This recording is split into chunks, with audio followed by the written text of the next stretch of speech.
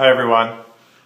This is my report on discovering your authentic leadership by Bill George, Peter Sims, Andrew McLean, and Diane May. More than 1,000 studies have been made in the past 50 years in an attempt to discover the styles, characteristics, and personality traits of great leaders. Results have been inconclusive, and this is a good thing, because if leadership styles were made to be cookie cutter, then they could be imitated, which would diminish their authenticity. People trust you when you're genuine and authentic and not trying to be like someone else. The largest in-depth study ever undertaken on how people can become and remain authentic leaders shows that an individual does not have to be born with any universal characters or traits of a leader. Discovering your authentic leadership requires a commitment to developing yourself. When the 75 members of Stanford Graduate School of Business's Advisory Council were asked to recommend the most important capability for leaders to develop, their answer was unanimously self-awareness. There's a quote from novelist John Barth: "The story of your life is not your life, it is your story." You play events over and over in order to make sense of important events and interactions to find your place in the world. The journey of authentic leadership begins with understanding the story of your life. Most authentic leaders reported that their stories involved overcoming difficult experiences and using these experiences to give meaning to their lives. One of the study subjects was Novartis CEO Daniel Vasella. He's a good example of how someone made sense of their early challenges to shape them as a leader. Through analysis, he reframed his life to want to help a wider range of people. He was very sick as a child and spent a lot of time outside of his family. He had to take a series of shots to his lumbar, and at a certain point he had asked, I think, that someone hold his hand in order to take the shot rather than being held down by the nurses. And what he discovered was that he was able to take the shot and not feel the pain while holding someone's hand and not being restrained.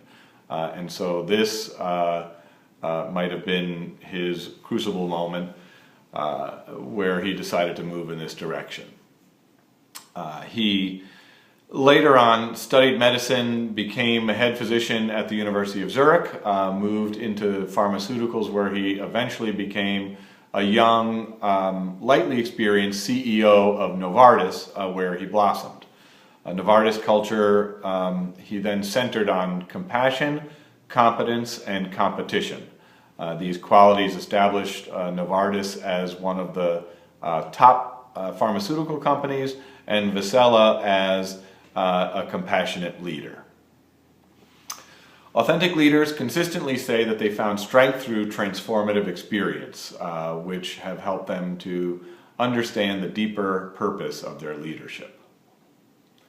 There are two types of motivation: extrinsic and intrinsic, that is, from without and from within. The without includes status, reward, and the expectation of responsibilities, while intrinsic concerns mostly your core values. The key is to find a balance between the desire for external motivation and the intrinsic motivations that fulfill your work. Authentic leaders work hard at understanding and developing themselves. They use formal and informal support networks to get honest feedback and help ground themselves. You need to have a group of people that you can trust to give you honest feedback and keep you grounded. They'll help temper the need for public acclaim and financial reward with strong intrinsic motivations. Integrating life and staying grounded are some of the greatest challenges for leaders. The article uses the metaphor of the rooms of a house and the question of bringing walls down so that one can be the same person for work, family, community, and with friends regarding temperament and values.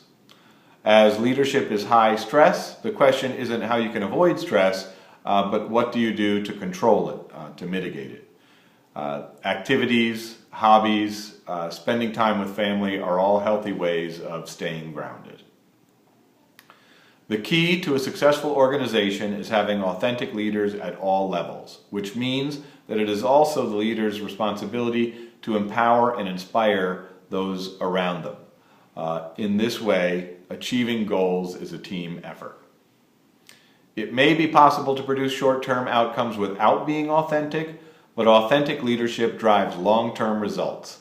The integrity of authentic leaders helps to sustain organizational results through both good times and bad.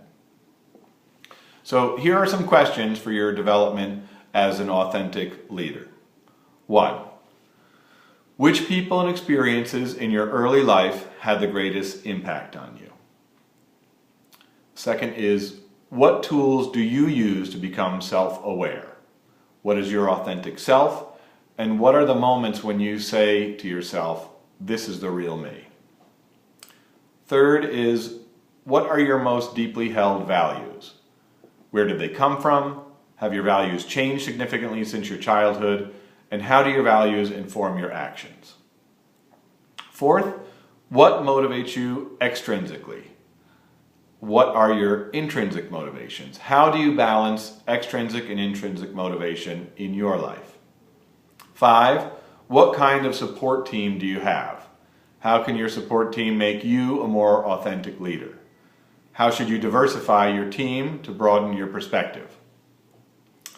6, is your life integrated? Are you able to be the same person in all aspects of your life? Personal, work, family, community.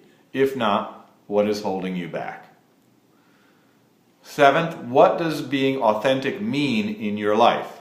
Are you more effective as a leader when you behave authentically? Have you ever paid a price for your authenticity as a leader? And if so, was it worth it? 8th, what steps can you take today, tomorrow, and over the next year to develop your authentic leadership? Thank you.